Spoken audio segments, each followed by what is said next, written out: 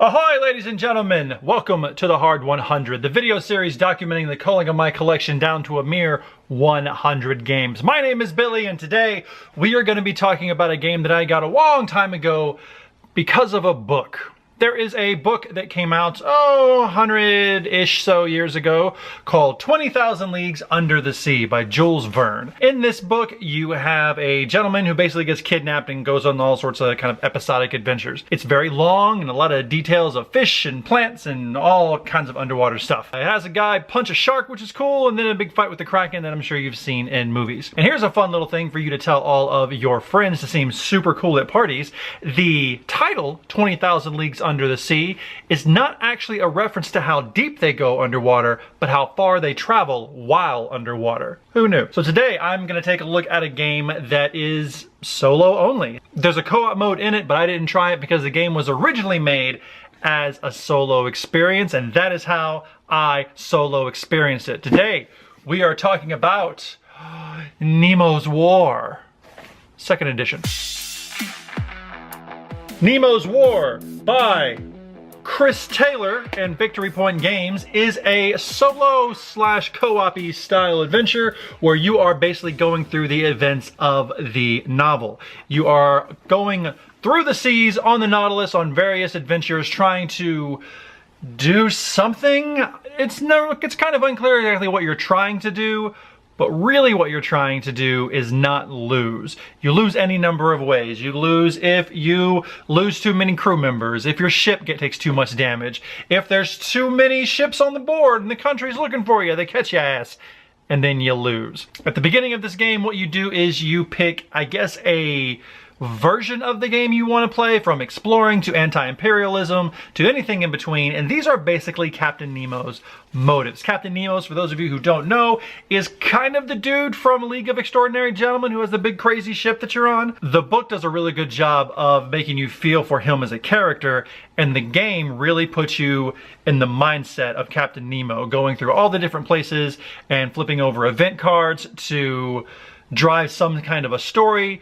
And it all ends in a big finale that I didn't see because I lost the game twice way too early. This game has you rolling dice to try to overcome various obstacles, pass various checks, or to blow up various ships. And while that may seem that this game is nothing but an Ameritrash dice chucker, there are so many ways to mitigate those dice rolls, dice rolls, the roll of the dice, that makes it not feel so Ameritrashy. Let me tell you what I mean. On the board, you have 3 tracks that you're keeping track of. You have the Captain Nemo track, which is basically his mental state throughout the thing. You have the crew track, which is the amount of crew members you have.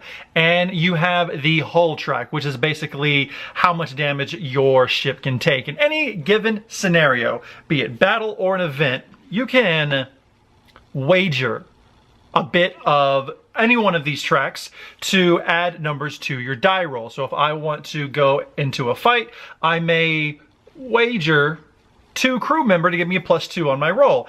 And if I still fail the roll, not only do I lose those 2, I take an additional pip of damage as it goes through. So all these tracks you're trying to mitigate, because if any one of these tracks goes all the way to the end, you lose. If you make it all the way to the end of the notoriety track, which is the track there to represent how notorious Captain Nemo and the Nautilus are from being caught and being noticed all around the sea, the book starts very Lovecraftian, as there is this underwater creature that is being seen that moves faster than anything recorded, and then that gives way to the actual Nautilus itself. That little boat right there. Look at that thing. Pretty neat. There's a nice little Nautilus miniature in this as well that shows where you go. On your turn, you can do any number of various actions. Most of those actions have to do with you rolling a die, consulting a chart, or consulting any of the numerous grids and charts and things you have to look at in this game. Holy shit. There are a ton of rules in this game. And if half of them weren't listed on the board, this game is borderline unplayable. It has the amount of rules, it feels as a standard war game. And considering it's from Victory Point Games, who makes a lot of war games, that's understandable. But once you understand what is going on, everything flows together and it all makes perfect sense. The rulebook, I feel, is more of an opposition during your first play than the game itself. The game is very difficult. I do not know how to play it, meaning that I don't know when to push my luck on the tracks to try to get more numbers. It feels super overwhelming having to keep track of the rules and all of the ships that go on the board and me having to fight them and go around, and do I avoid them? Do I hunt for treasure? Do I try to cause an uprising? There's so much shit going on, and it's just me to keep track of it all. Me and a rule book. But god damn it, it's good. It's very good.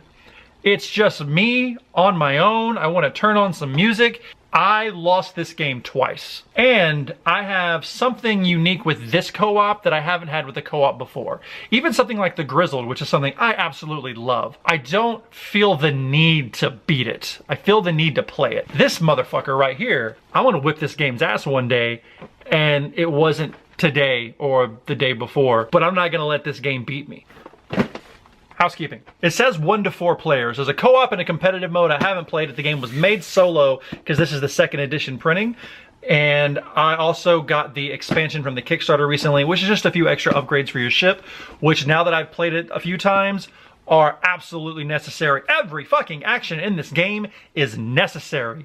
You gotta do all of them, but on your turn, you only have so many. You basically roll a die, and that's sort of how many actions you get.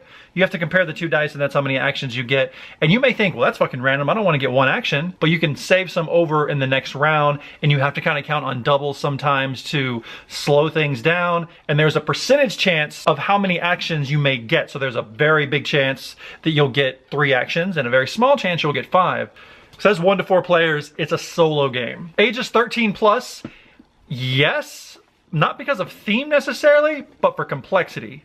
Maybe I'm just an idiot, but this game, Jesus Christ, 90 minutes, my dick. No, this game is not 90 minutes.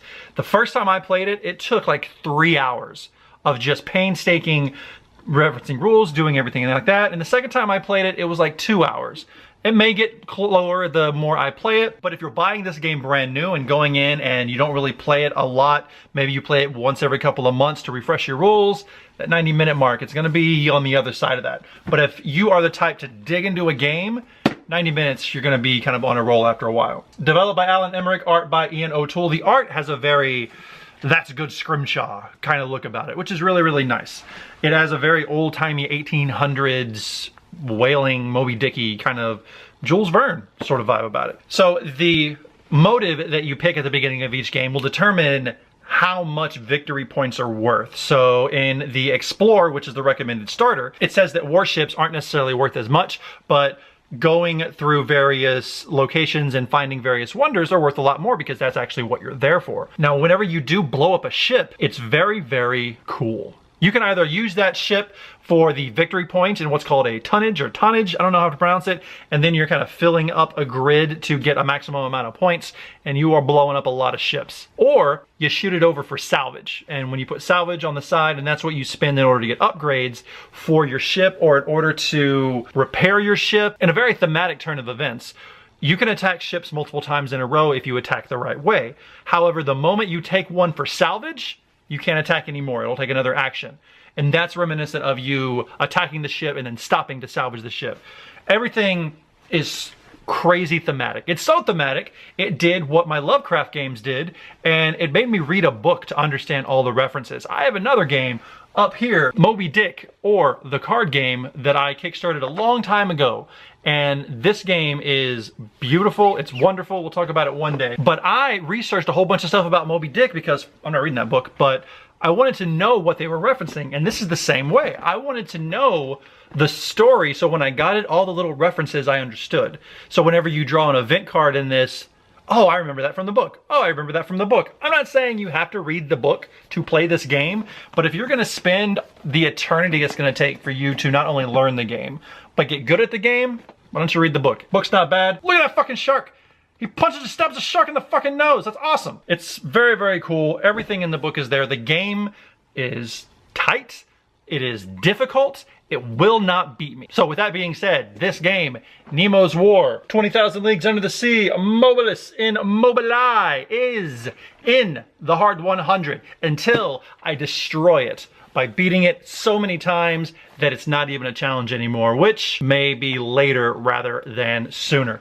This game is solid, it's heavy, it's got a really nice insert, the components are lovely, the cards shuffle well. I've got 4 different bags to choose from if I want to pull stuff out of them. They really know how to scratch that itch, including the theme, which is wonderful, the gameplay, which is complex, the initial thought that this is just a game of chucking dice and chance and drawing shit from bags, but it's a gambling game. It's a game about how much you want to wager your crew and your ship to push it to the limit and actually overcome the shit that is thrown your way. And there is so much shit thrown your way. So much, in fact, that if you're not happy with one event card every turn, as an action, you can do other adventures and just do other crazy stuff. And whew, there's a lot going on in this game. I haven't even scratched the surface of everything going on, but Nemo's War, it is really good for my shelf. If you're into solo gaming or you want to try the co-op, it might be good for yours as well. This one, we did it.